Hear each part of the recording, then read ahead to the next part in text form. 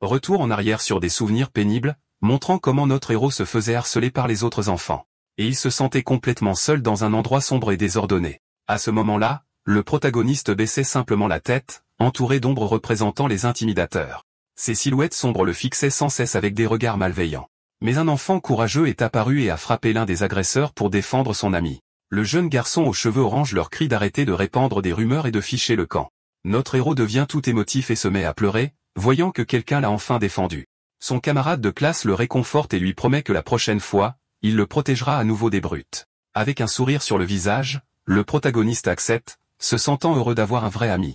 Alors qu'ils marchent ensemble, le protagoniste pensait qu'il serait en sécurité tant que son pote, Bing, serait là. Cependant, en un clin d'œil, les mains des deux garçons ont fini par se séparer. Soudain, notre héros réalise que quelque chose d'étrange s'est produit. Les ombres qui le hantaient autrefois semblent maintenant entourer son meilleur ami. Il demande où va Bing alors qu'il le regarde disparaître lentement. Son ami se retourne avec un sourire confiant et dit que tant que c'est lui, tout ira bien. Il crie de désespoir, suppliant Bing de revenir, mais son ami disparaît complètement dans l'obscurité. Juste à ce moment-là, notre héros se réveille, sursauté et en sueur froide, réalisant que ce n'était qu'un cauchemar. Toujours haletant, le protagoniste s'assoit sur son lit, essayant de se remettre du mauvais rêve qu'il vient de faire. Puis il se souvient qu'au collège, il avait une condition qui lui donnait une mémoire parfaite et des compétences analytiques incroyables. À cause de cela, le contrôle de son corps a grimpé en flèche, mais en contrepartie, il souffrait de maux de tête intenses. Les hôpitaux n'ont pas pu en trouver la cause, mais sa mère lui a apporté un médicament spécial qui a permis de maîtriser la maladie. Sa tante l'appelle alors, lui faisant savoir qu'un paquet est arrivé et qu'il doit se préparer pour le petit déjeuner. Le protagoniste répond qu'il arrive alors qu'il sort lentement du lit, encore somnole. Mais ces derniers temps, il a l'impression que l'effet du médicament s'estompe car son corps a développé une tolérance. Alors qu'il quitte sa chambre, une jeune femme lui dit qu'elle l'emmènera acheter de nouveaux vêtements plus tard. Notre jeune homme accepte et prend ensuite le paquet qui se trouvait dans le meuble à chaussures près de la porte. Il examine le paquet mais trouve étrange qu'il n'y ait pas d'adresse de retour sur la boîte. À cet instant, notre gars sent un frisson lui parcourir l'échine et sent que quelque chose de vraiment mauvais va arriver. Soudain, une femme plus âgée le frappe et menace de lui casser les jambes. Elle ajoute qu'à son âge, elle ne fait pas de menaces en l'air et qu'elle ira certainement jusqu'au bout.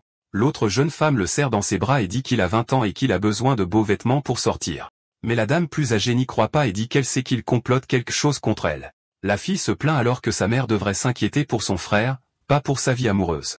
Saisissant l'opportunité, notre héros profite de la confusion pour s'éclipser et ouvrir son paquet en paix. Avec la boîte dans ses mains, notre gars l'ouvre pour voir ce qu'il y a à l'intérieur. Il trouve alors une carte noire avec une texture cool et se dit que ça doit venir d'un club haut de gamme. Sans trop y penser, notre gars glisse l'objet dans sa poche pour le vérifier plus tard. Outre la carte, il trouve également une enveloppe jaune à l'intérieur du mystérieux paquet. C'était une lettre de Bing, disant qu'il avait trouvé quelque chose qui allait changer sa vie et que c'était un cadeau. Le protagoniste s'énerve de recevoir quelque chose d'aussi louche d'un ami qu'il ignore depuis si longtemps. Son téléphone à la main, il décide d'appeler son copain pour exiger des explications sur le paquet. Mais à sa grande surprise, la personne qui répond à l'appel n'est pas son ami, mais le père de son ami. Le protagoniste devient maladroit et s'allume-il, balbutiant un peu à cause de la nervosité. D'une voix grave, l'homme plus âgé l'appelle par son nom, rendant l'atmosphère super tendue. Et puis, le père de Bing révèle qu'il est à l'école de son fils, car il a tout simplement disparu. Choqué, le protagoniste apprend que Bing a disparu il y a 3 jours de sa chambre sans laisser de traces. Son colocataire a dit qu'il parlait au gars, et quand il s'est retourné, il avait disparu. Notre héros trouve impossible que quelqu'un disparaisse comme ça et se demande si son ami a été kidnappé. Il calme ensuite Monsieur Lay et dit qu'il demandera de l'aide à son grand-père et à son cousin de l'agence de sécurité. Après l'appel, le protagoniste raccroche le téléphone pour réfléchir plus clairement à tout. Il commence à reconstituer les indices, la disparition, le paquet, la lettre et l'étrange carte noire. À ce moment-là, le jeune homme cherche la carte dans sa poche, mais à sa grande surprise, il ne trouve rien. Les yeux écarquillés, il réalise que l'objet a disparu de sa poche sans aucune explication. Appuyé sur son bureau, il essaie de relier la carte noire à la province de Jiangnan. Avec tout ce stress, sa tête commence à lui faire mal, et il cherche la bouteille d'analgésique. La douleur est si intense que le protagoniste doit se pincer l'arête du nez et s'appuyer sur le bureau pour ne pas s'évanouir. Son esprit traite alors toutes les informations à la fois, a dit la lettre, la disparition et les mots de son grand-père. Il se souvient que la lettre disait que son ami ne pouvait pas contrôler le pouvoir, mais qu'il pouvait raisonner dans son esprit, et le stress fait couler son nez. Les mains tremblantes, notre héros sort les 2 pilules qui l'aident à contrôler son état. Il prend le médicament, et sa tante l'interrompt, annonçant que des enquêteurs de l'agence de sécurité le recherchent. À cela, notre héros se retourne surpris, car il ne s'attendait pas à une visite de l'agence. Il trouve que c'est une énorme coïncidence que des gens du département de son cousin se présentent en ce moment. Alors que sa grand-mère le défend, le protagoniste dit qu'il arrive et que ce n'est qu'un interrogatoire de routine. Avant de quitter sa chambre, il supprime rapidement l'historique des appels de son téléphone portable. Sa grand-mère l'informe qu'elle a vérifié leur carte d'identité et qu'ils sont vraiment de l'agence de sécurité du district. La vieille dame lui conseille de ne rien faire de suspect, mais il nie tout avec un sourire penaud. Quand il arrive à la porte, il voit 2 enquêteurs et suppose que ce doivent être les collègues de son cousin. Le protagoniste se présente alors et leur demande d'entrer afin qu'ils puissent parler plus confortablement. L'homme demande s'il connaît les Yiping, et le protagoniste confirme qu'ils sont des amis d'enfance. Alors qu'il les invite à s'asseoir, il trouve le manque de formalité des visiteurs un peu étrange. Tout le monde s'installe dans le salon, et l'enquêteur principal remercie le jeune homme pour son hospitalité. L'agent révèle que Bing a disparu, et que le matin de sa disparition, il a envoyé un paquet à notre héros. Le protagoniste fait semblant d'être choqué par la nouvelle tandis que l'un des agents le pousse à répondre. Avec une expression sérieuse, le protagoniste reste silencieux pendant un moment avant de répondre. Notre héros confirme qu'il a reçu le paquet mais dit qu'il n'y avait pas d'adresse de retour, donc il ne savait pas de qui il venait. Disant que la boîte était complètement vide et qu'il n'y avait rien à l'intérieur. Le protagoniste le justifie en disant qu'il n'y avait qu'un coussin d'emballage et se dit que puisque la carte a disparu, il ne mentait techniquement pas. Étant donné qu'il a été la dernière personne à avoir des contacts avec Bing, l'agent demande à inspecter sa chambre, son ordinateur et son téléphone. Le protagoniste réfléchit un instant et accepte, se disant que ce serait un bon moyen de prouver son innocence. Sur ce, il autorise les enquêteurs à commencer à fouiller dans ses affaires pour l'enquête. L'agent aux cheveux roses s'approche et demande à notre héros de lui remettre son téléphone portable. Il est tout confus et hésite à donner l'appareil à la femme, qui le regarde, perplexe. Embarrassé, le protagoniste dit qu'il a des documents d'études dessus, mais elle lui assure qu'elle ne regardera que le nécessaire. Pour ne pas avoir l'air suspect, notre héros pose des questions sur l'affaire pendant que sa grand-mère sert du thé à l'agent. L'enquêteur explique que Bing a disparu de sa chambre, et qu'un camarade de classe l'a vu dormir juste avant sa disparition. Le protagoniste remarque que l'histoire est la même, et soupçonne que l'agent ne lui dit pas tout. L'homme l'avertit de les avertir immédiatement s'il trouve des indices et de ne rien cacher. Et puis l'enquêteur le menace, en disant que s'il ne coopère pas, il pourrait être le prochain à disparaître. Agacé par la menace, le protagoniste le remercie de l'avertissement avec un sourire forcé. Le protagoniste s'assoit dans le salon, un peu étourdi après cette conversation tendue. Juste à ce moment-là, l'agent aux cheveux roses s'approche et l'informe qu'ils ont fini de vérifier toutes ses affaires. Elle lui lance ensuite un regard malicieux avec un petit sourire en coin, ce qui intrigue beaucoup le protagoniste. Le visage rouge vif, notre héros réalise qu'elle a définitivement vu toutes les choses embarrassantes sur son téléphone. L'enquêteur principal lui tend sa carte et leur demande de le contacter si de nouvelles informations apparaissent. À la porte, le jeune homme leur demande de le tenir informé s'ils ont des nouvelles de son ami disparu. Après leur départ, sa grand-mère s'inquiète de la disparition, mais le protagoniste dit qu'il va s'allonger parce qu'il a mal à la tête. Il leur demande également de dire à son autre tante d'appeler Monsieur Lay dès qu'elle rentre à la maison. Elle accepte alors que nous voyons une photo de l'immeuble où il habite. Des voitures de luxe sont garées où les enquêteurs attendent. À l'intérieur du véhicule, l'agent sirote du vin et demande à son partenaire si elle a trouvé quelque chose d'utile. Avec une lueur dans les yeux, la femme répond qu'elle a fait une découverte très importante. Avec une expression sérieuse et un regard perçant, l'enquêteur lui dit de cracher le morceau. Elle révèle que le téléphone du gamin avait une tonne de dossiers cachés avec des noms créatifs. En entendant cela, l'agent se fâche et semble ne pas avoir apprécié du tout la petite blague de sa partenaire. La femme révèle alors que le protagoniste est un solitaire qui n'aime que les jeux vidéo et les filles en collant. Perd patience et lui dit d'arrêter d'être une perverse, car son habitude n'a aucune classe. Mais elle l'appelle juste un butzkiel, disant qu'une petite blague aide à alléger l'atmosphère tendue. Puis elle révèle que la lettre de Bing était cachée, et qu'il a très certainement reçu une carte de personnage. L'enquêteur se tait un instant, traitant les nouvelles informations qu'il vient de recevoir. Avec un regard pensif, l'homme s'installe confortablement et soupire sur le siège de la voiture. Et avec un sourire narquois, il décide de revenir demain, en supposant que le gamin n'ait pas disparu lui aussi. La nuit commence à tomber sur la ville alors que le soleil se couche à l'horizon. De retour dans sa chambre, le protagoniste est sur son ordinateur, pensant à tout ce qui s'est passé. Il suppose que la disparition de Bing était planifiée et que la véritable cible était la mystérieuse carte noire. Avec cela, il croit que l'agence de sécurité n'est pas la seule à connaître l'objet. Le protagoniste pense que la meilleure chose à faire est de tout dire à sa cousine, mais il ne sait pas s'il peut faire confiance aux agents. Soudain, il commence à paniquer parce qu'il ne peut pas contacter sa cousine, ni expliquer la disparition de la carte. Alors qu'il panique, notre héros entend quelqu'un l'appeler de l'autre côté de la porte de sa chambre. C'était sa cousine aux cheveux bleus qui entre en trombe, se plaignant qu'il l'ignore exprès.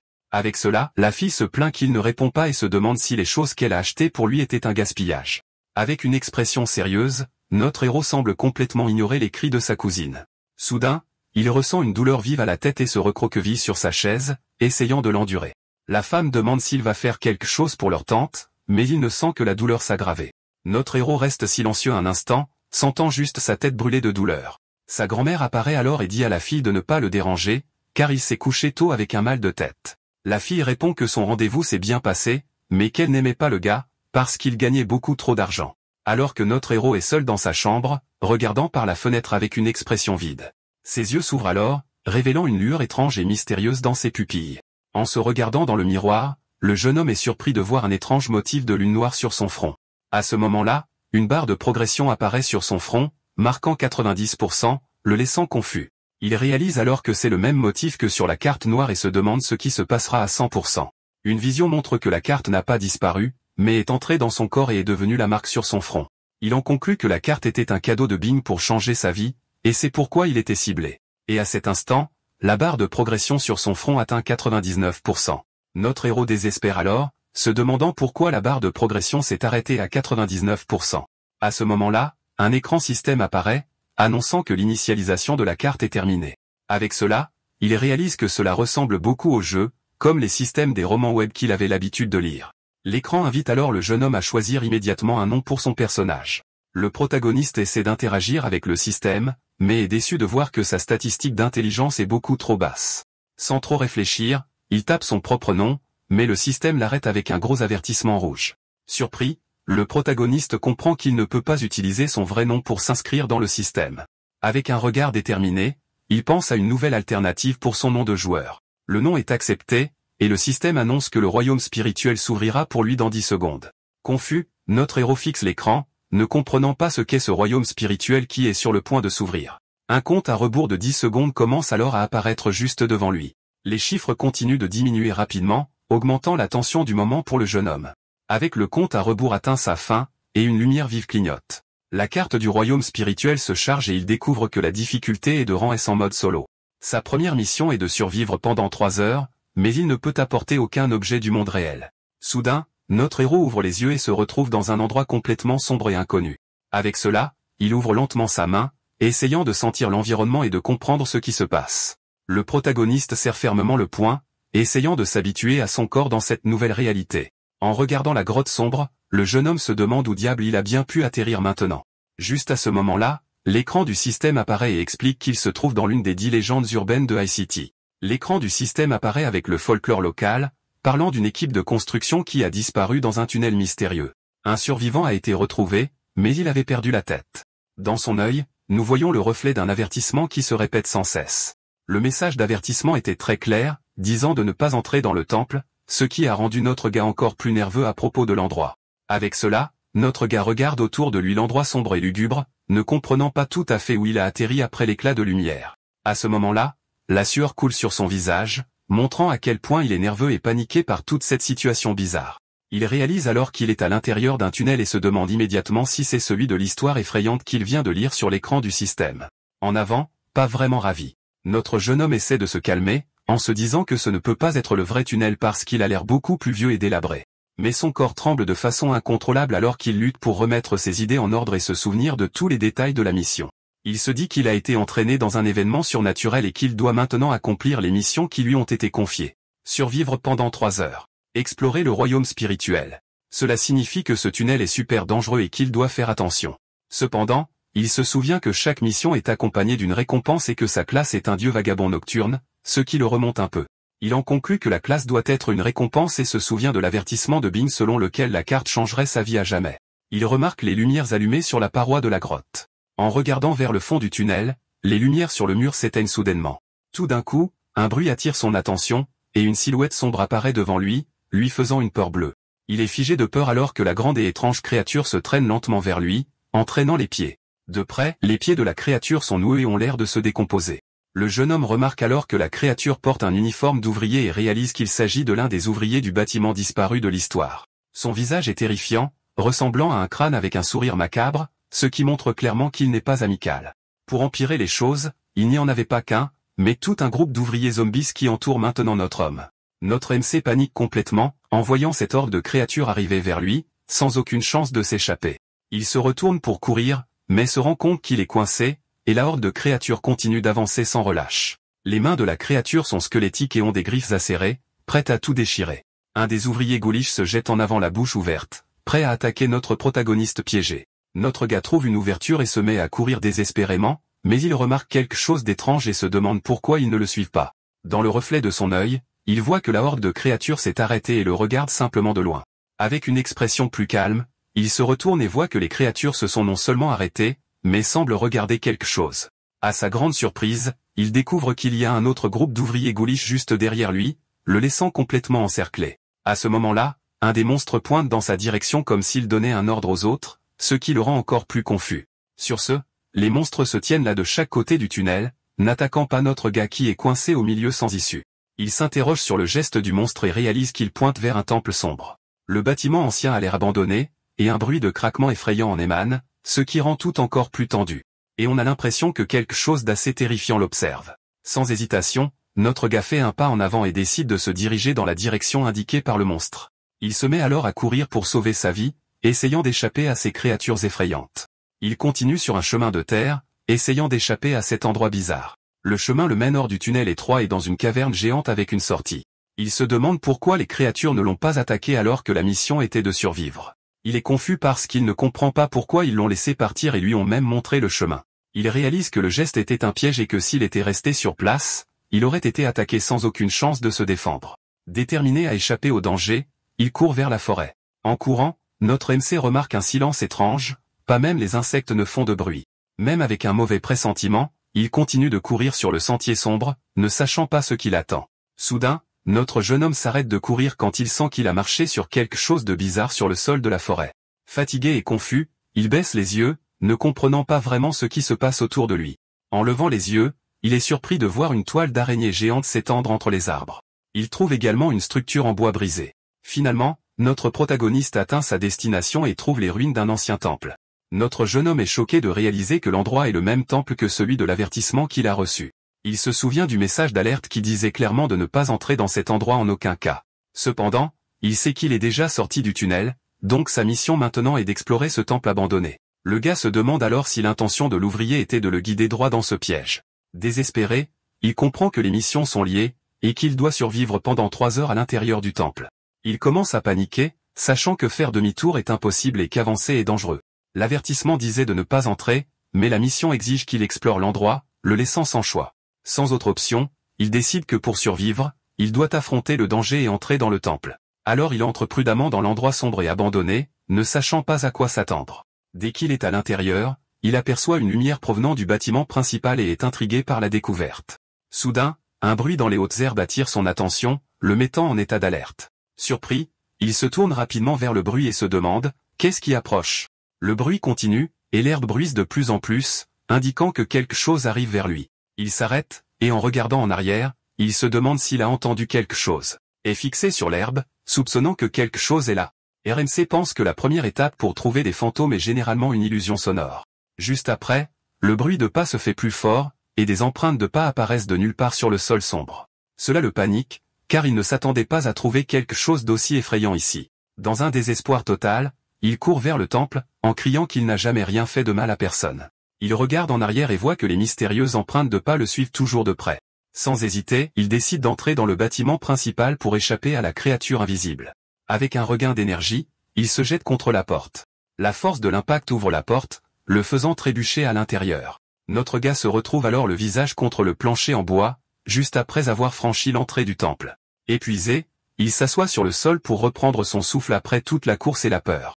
En regardant en arrière, il voit la nuit silencieuse et la lune illuminant la cour du temple. Le protagoniste est maintenant assis à l'intérieur de la salle éclairée, apparemment en sécurité pour le moment.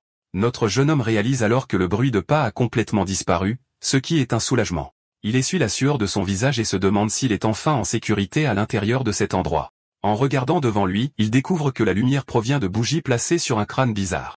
En regardant vers le fond de la salle, il voit des statues effrayantes et une figure géante au centre. Les figures de pierre sur le côté sont des femmes avec des sourires troublants sur leur visage.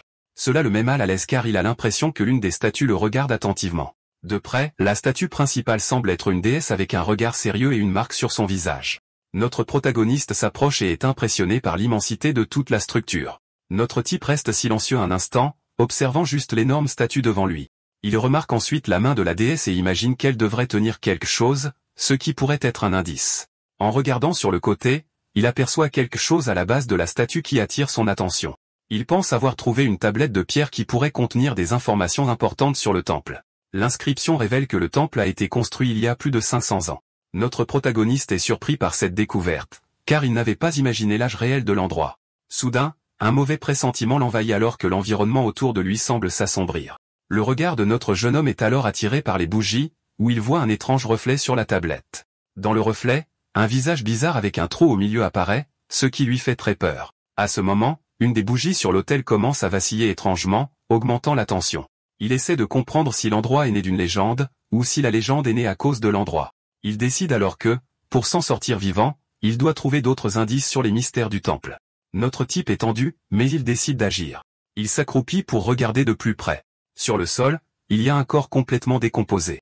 Notre protagoniste retourne ensuite vers le corps et remarque que, malgré les os brisés, quelque chose est caché dans sa poche. Prudemment, il sort un morceau de papier jauni avec des écritures en rouge.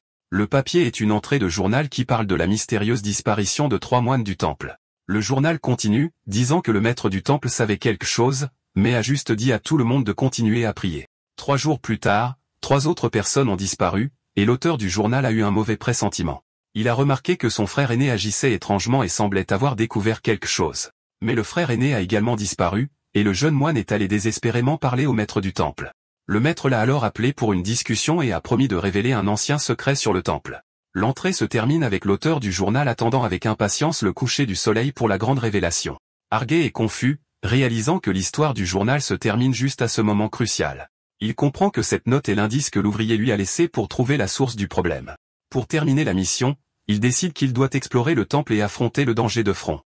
Le jeune homme se souvient que, dans la légende, un ouvrier a survécu, alors il décide de sortir et de chercher d'autres indices. En ouvrant la porte, il se rend compte qu'il n'y a aucun bruit à l'extérieur et que la créature semble être partie. Il pousse un soupir de soulagement pendant un instant, car le danger immédiat semble être passé. Malgré le soulagement, il ressent une aura dangereuse venant de l'extérieur du temple.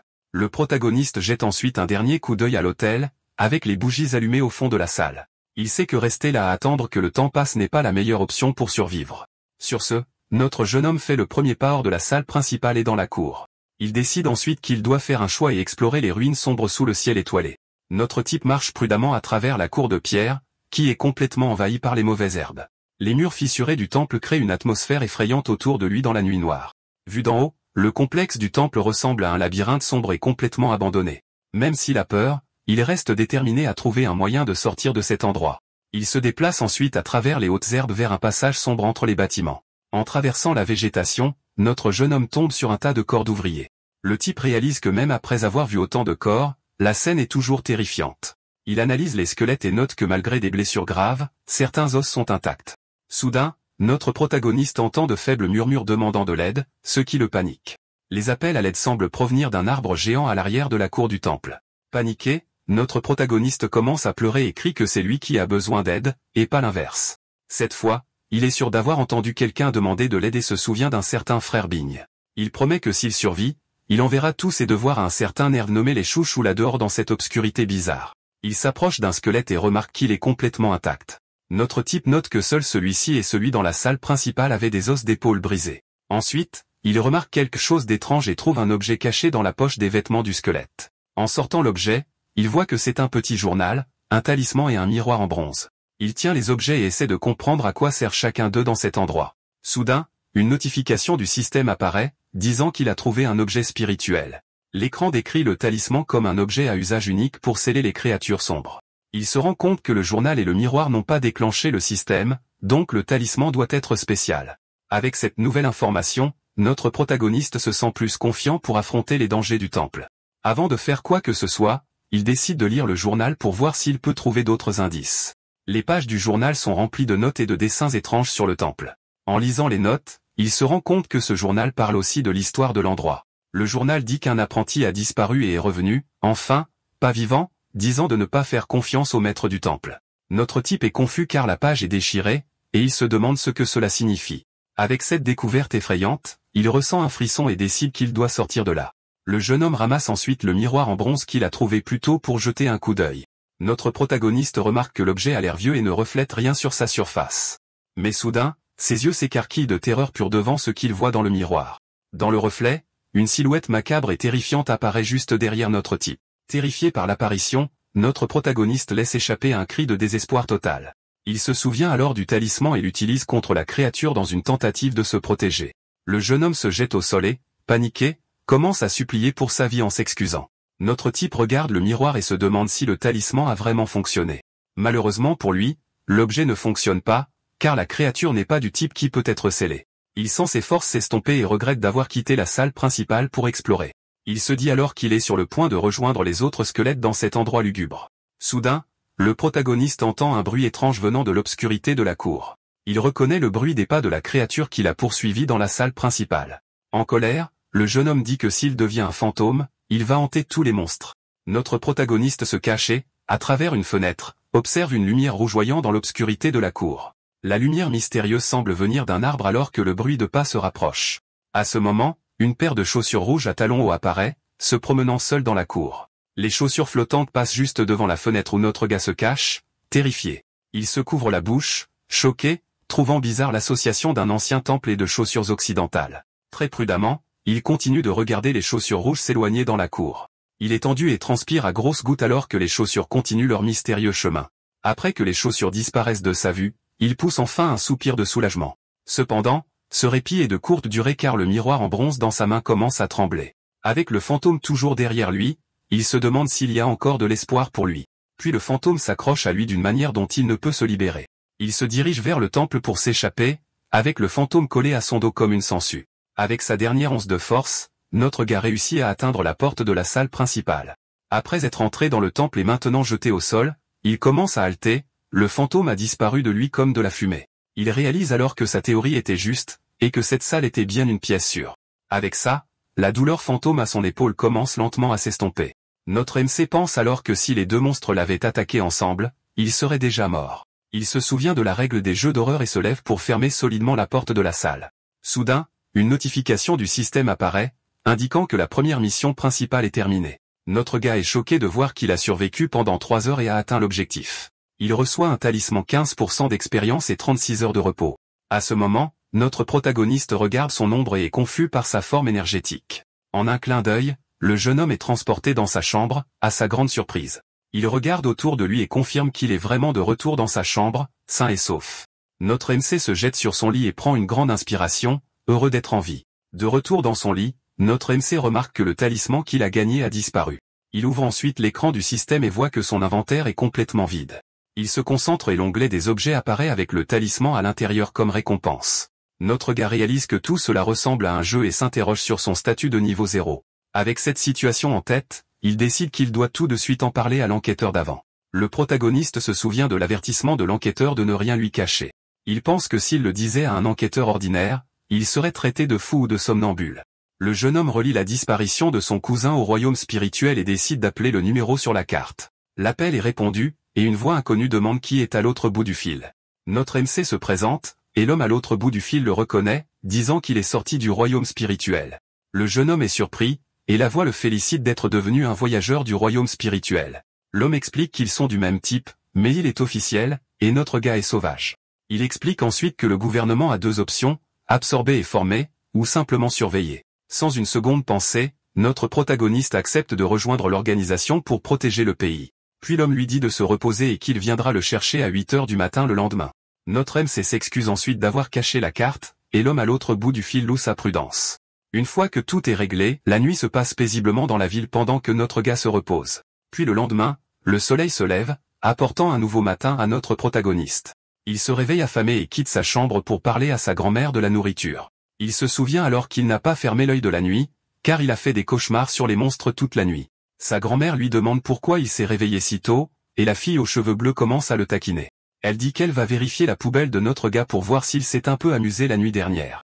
Ignorant la fille, notre MC se dirige vers son grand-père, qui est assis paisiblement sur le canapé. Le jeune homme interroge son grand-père sur une ancienne affaire d'un ouvrier qui a disparu dans un tunnel. Le grand-père dit qu'il ne s'en souvient pas, mais le jeune homme insiste, et sa grand-mère le gronde de ne pas s'être brossé les dents. Soudain, sa grand-mère se souvient que l'ouvrier qui a été retrouvé a fini par disparaître à nouveau.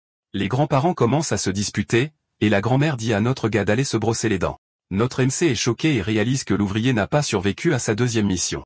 Se brossant les dents, il conclut que rejoindre l'organisation était la meilleure décision pour survivre. Sa décision étant prise, notre jeune homme finit de se préparer pour la journée à venir. Il se précipite ensuite hors de la maison avec de la nourriture dans la bouche, disant qu'il est en retard pendant que sa grand-mère le gronde. Son grand-père semble remarquer quelque chose de différent chez le protagoniste, mais décide de ne pas commenter. Puis nous voyons une limousine de luxe garée dans la rue, attendant notre jeune homme. Le protagoniste jette un coup d'œil derrière un mur de briques, observant la voiture avec prudence. À ce moment, la porte du véhicule s'ouvre, et l'homme en costume l'invite à monter dans la voiture. Avec ça, notre gars s'approche de la limousine et monte dans le véhicule de luxe sans hésitation. Une fois à l'intérieur de la voiture, l'homme demande ce qu'il veut boire, et notre MC demande un soda. Le gars dit alors qu'il devra l'acheter lui-même, laissant le jeune homme déçu. L'homme explique qu'il l'emmène pour une formation de base et décide de se présenter d'abord. Il se présente comme Lee Dong, un capitaine d'escouade, et dit qu'ils sont maintenant collègues. Lee Dong commence à expliquer que le royaume spirituel est une force surnaturelle que la science ne peut pas encore pleinement comprendre. Que ce royaume existe dans notre réalité, mais est aussi séparé d'elle, et seuls les élus peuvent y entrer. RMC se souvient alors de l'objet qu'il a reçu et demande si la carte est le moyen d'être choisi pour entrer dans ce monde. Le capitaine confirme, disant qu'elle s'appelle une carte de classe, et qu'elle initie une mission d'essai pour accorder une profession et des compétences. Lee Dong avertit que terminer l'essai n'est que le début. Pour devenir plus fort, vous devez accepter des missions et entrer dans le royaume spirituel. L'homme plus âgé partage alors qu'en 2 ans, il n'a fait que des missions en solo tous les 3 mois et a à peine survécu. Erga commente que tout cela ressemble à un donjon de jeux vidéo, et Lee Dong aime sa comparaison. Le capitaine verse ensuite une boisson et explique que les missions en solo ont le taux de mortalité le plus élevé de tous. Avec cette information, le protagoniste devient curieux et demande pourquoi les missions individuelles sont si dangereuses.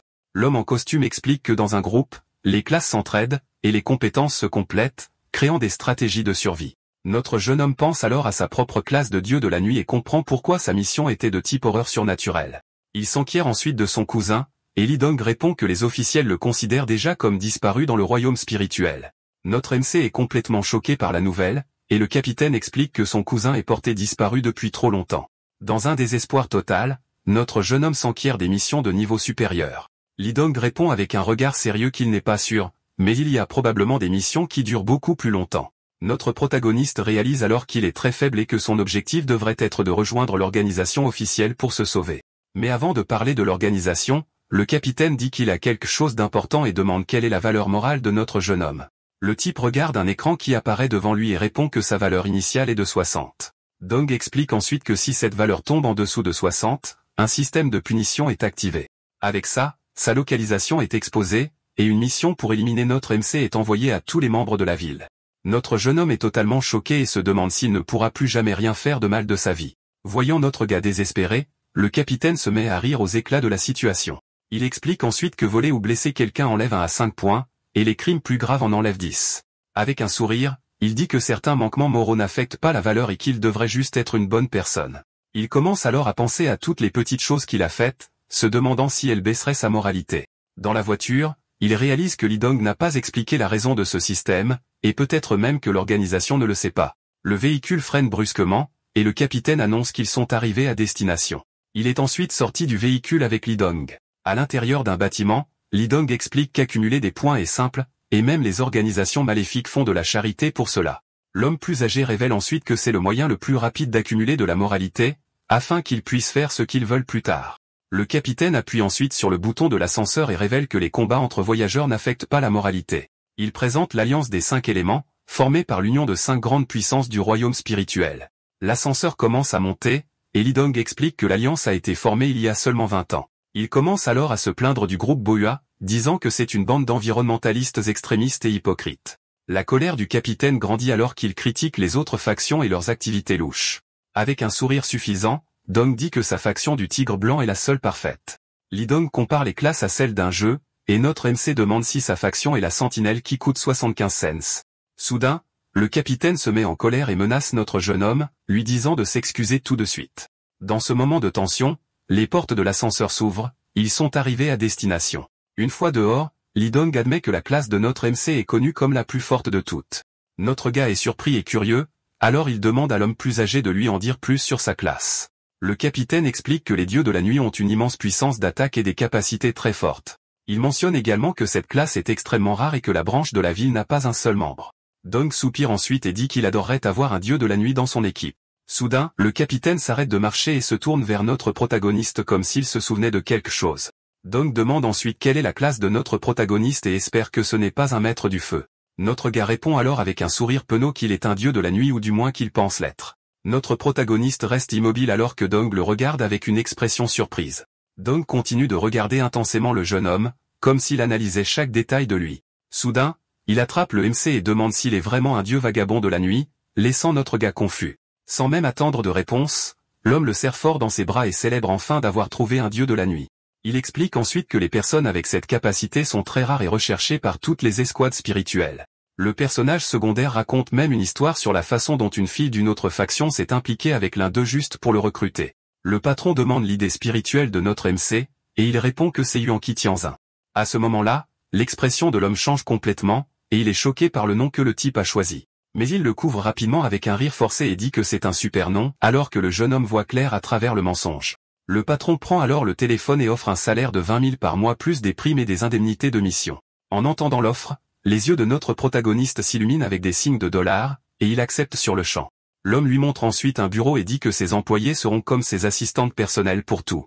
Une fois que tout est réglé, le patron l'invite dans son bureau personnel pour finaliser les détails de l'accord. En arrivant là-bas, il demande à notre jeune homme de s'asseoir sur le canapé pendant qu'il prépare le contrat de travail. Il s'installe ensuite confortablement sur le canapé et attend patiemment pendant que l'homme plus âgé prépare tout sur l'ordinateur. Soudain, une femme nommée Guanya apparaît à la porte et demande si quelqu'un a besoin d'aide. Notre gars se souvient d'avoir été approché par des filles plus tôt et est tout troublé par la situation. Le patron tend un contrat à la femme et lui demande de le donner au nouveau collègue car il doit partir. La femme s'approche alors de notre MC et plaisante en disant qu'il a réussi à passer la mission d'essai. L'homme la gronde ensuite et lui dit de ne pas dire des choses bizarres devant le jeune étudiant.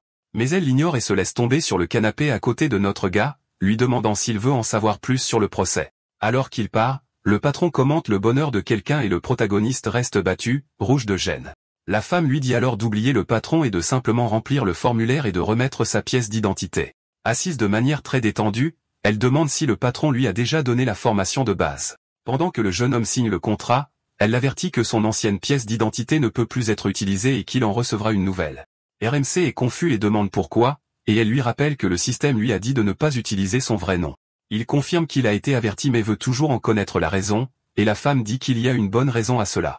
Elle explique qu'il existe des professions d'ordre et des professions maléfiques, et que les maléfiques chassent celles d'ordre. Le protagoniste demande alors si Guan Yu et Li Dong sont de faux noms, et elle répond par un simple « peut-être ». Enfin, elle dit que puisqu'ils sont une organisation officielle, ils sont les chasseurs, et le jeune homme dit qu'elle doit être douée pour ça. La femme se rapproche et pose des questions sur ses petites amies, et le jeune homme, tout embarrassé, répond qu'il est célibataire. Elle est surprise qu'il n'ait personne et dit que sa poubelle doit être pleine de mouchoirs, laissant notre gars embarrassé. Avec un sourire espiègle, sa collègue propose de lui trouver une petite amie en ligne. Mais notre MC refuse l'offre et dit qu'il en préférerait une vraie, et la femme trouve sa réponse amusante. Puis, avec un regard confiant, notre gars dit qu'il aime aussi beaucoup sa nouvelle collègue. En entendant cela, la femme est un peu surprise par la déclaration soudaine que le jeune homme vient de faire.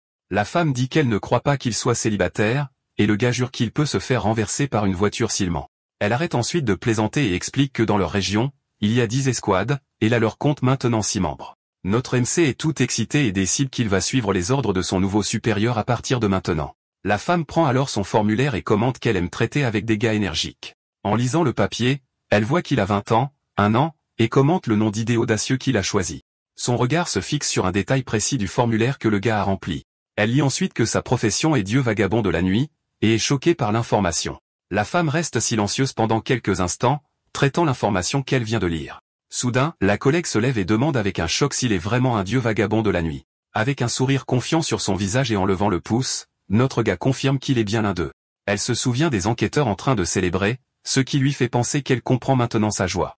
La collègue se rapproche et touche le menton de notre gars, le laissant complètement embarrassé. La femme l'avertit ensuite qu'il ne doit pas s'impliquer avec d'autres équipes, sinon il aura des problèmes avec elle. Avec un sourire niais, notre protagoniste jure sa loyauté, et la collègue dit qu'elle aime les gars obéissants comme lui. Mais en retournant au formulaire, elle remarque que son niveau est 0, et non 1 comme il devrait l'être après l'épreuve. La supérieure est confuse et essaie de comprendre pourquoi cette information est incorrecte. Elle concentre ensuite son regard sur le nom de la mission qu'il a accomplie pour entrer dans l'organisation. Le nom de la mission la laisse complètement choquée. Avec une expression de panique, elle se demande comment le jeune homme s'est retrouvé dans cette mission spécifique. La femme pose ensuite des questions sur la mission, et notre protagoniste réalise que quelque chose ne va pas. Notre protagoniste dit ensuite qu'il voulait en fait se renseigner sur l'épreuve, et s'il existe une sorte de guide pour celle-ci. Juste à ce moment-là, un nouveau collègue avec des lunettes entre dans la pièce et laisse échapper un soupir en voyant la scène entre les deux. Le personnage secondaire continue de soupirer, et notre protagoniste s'énerve et lui dit d'arrêter. Le jeune homme panique et réalise que tout le monde a pitié de lui, à cause de la mission qu'il a eue. Elle se précipite ensuite hors du bureau tandis que le type avec des lunettes lui dit de ne pas avoir si peur. Dans le bureau, le type avec des lunettes explique qu'il existe des guides et que l'organisation offre des récompenses pour ceux-ci. Mais il dit que la mission du tunnel est différente et que le jeune homme doit voir pourquoi de ses propres yeux. Ensuite, sur l'écran de l'ordinateur, un résumé de toutes les missions d'épreuve pour les dieux Nightwandry apparaît. Le protagoniste commence à lire les missions et pense qu'elles semblent toutes assez simples à accomplir. Il remarque que les taux de survie sont élevés et que la plus difficile est de rang A, alors que la sienne était S. Sur ce, notre protagoniste continue de faire défiler la page pour trouver les informations sur sa propre mission. Il trouve ensuite les détails et lit que la difficulté et les exigences de la mission sont complètement inconnues. De plus, un avertissement en rouge indique que l'endroit est dangereux et que personne n'a jamais réussi à terminer la mission. Notre protagoniste est choqué et réalise que cela signifie que personne n'en est jamais sorti vivant. Pendant ce temps, ailleurs, nous voyons une fenêtre de bureau, indiquant que nous sommes dans un nouvel endroit. Quelqu'un tient un verre de vin dans un cadre luxueux tout en regardant la vue à l'extérieur. Dong apparaît en fumant un cigare avec un air de grande confiance. Il se détend dans son fauteuil et pense à quel point un dieu Nightwander recrue est parfait pour ses plans. Le patron appelle ensuite cet homme et l'informe qu'il a réussi à recruter un Nightwandry pour l'équipe. Le grand patron sourit et dit qu'il peut déjà voir un avenir radieux pour la faction avec cette nouvelle acquisition. Soudain, la femme ouvre la porte du bureau d'un coup de pied et crie que tout a mal tourné, surprenant le patron. Le grand patron se plaint de son manque d'élégance, et la femme révèle que la mission du jeune homme était celle du tunnel. En entendant cela, le patron recrache tout le vin qu'il buvait en panique. Il se lève ensuite désespérément et répète le nom de la mission, incapable de croire ce qu'il vient d'entendre. Le grand patron part ensuite avec elle, la réprimandant pour avoir causé un si gros problème à leur équipe. En arrivant au bureau, il trouve notre protagoniste assis avec une aura sombre de pure dépression. Le jeune homme regarde ensuite le patron et demande d'une voix découragée s'il y a encore de l'espoir pour lui. Avec un long soupir et un regard de défaite, le patron baisse simplement la tête, ne sachant pas quoi dire. Il attrape ensuite notre protagoniste et explique que la mission d'épreuve est le défi le plus difficile qui soit. L'homme plus âgé dit que c'est le prix à payer pour obtenir des pouvoirs surnaturels, et les yeux de notre jeune homme se remplissent de larmes. Le grand patron avertit qu'il va demander de l'aide au supérieur, sinon, personne ne peut le sauver de son sort. Il dit ensuite au gars de rentrer chez lui et d'attendre des nouvelles, et dit à la collègue de le ramener chez lui. Maintenant que tout est réglé, notre protagoniste se prépare à enfin quitter ce bureau. Notre protagoniste quitte ensuite le bâtiment de l'organisation avec sa collègue. Une fois dehors, il demande si c'est la dernière fois qu'ils se verront et plaisante en disant qu'il va vraiment devenir un fantôme. Avec un sourire confiant, la femme lui dit de ne pas s'inquiéter et lui fait signe de monter dans la voiture. Notre protagoniste a une expression agacée tandis que sa collègue trouve toute la situation amusante. Assis dans la voiture, notre protagoniste garde la tête baissée avec un regard très triste sur son visage. La femme lui caresse ensuite la tête et dit que le patron va l'aider, mais elle ne peut que lui souhaiter bonne chance. Après avoir dit au revoir, notre protagoniste ne semble pas abandonner. Pendant ce temps, de retour au bureau de l'organisation. À l'intérieur, la collègue de notre protagoniste est à son bureau en train d'écrire tandis que son partenaire travaille sur l'ordinateur. La femme semble très concentrée alors qu'elle note des informations importantes sur la recrue. Elle note les caractéristiques du jeune homme et note qu'il a de fortes chances d'être recruté par d'autres équipes. Terminant son écriture, la femme pose ensuite le stylo sur le bureau pour organiser ses papiers. Avec un soupir, elle ramasse la petite note qu'elle vient d'écrire. La supérieure place ensuite la note dans le dossier d'inscription du personnel de son équipe. Ensuite, elle se tourne vers son collègue et lui demande s'il pense que notre protagoniste a une chance de survivre. Le type répond que peut-être qu'une autre faction a des informations sur le tunnel, mais cela ne servirait pas à grand-chose. Il dit que si c'était facile, ils auraient déjà envoyé quelqu'un pour obtenir les récompenses de la mission de rang S. La femme commente que les objets sont rares, et que même s'il lui en donnait un, il ne saurait pas lequel serait idéal. Avec une expression inquiète, elle conclut qu'en fin de compte, il perdrait probablement le gars et l'objet. Le personnage secondaire explique que les objets sans propriétaire ne se trouvent que dans les royaumes spirituels ou chez d'autres Nightwandry. Mais elle dit que cela ne sert à rien car s'il ne survit pas, l'objet sera perdu à jamais dans le tunnel.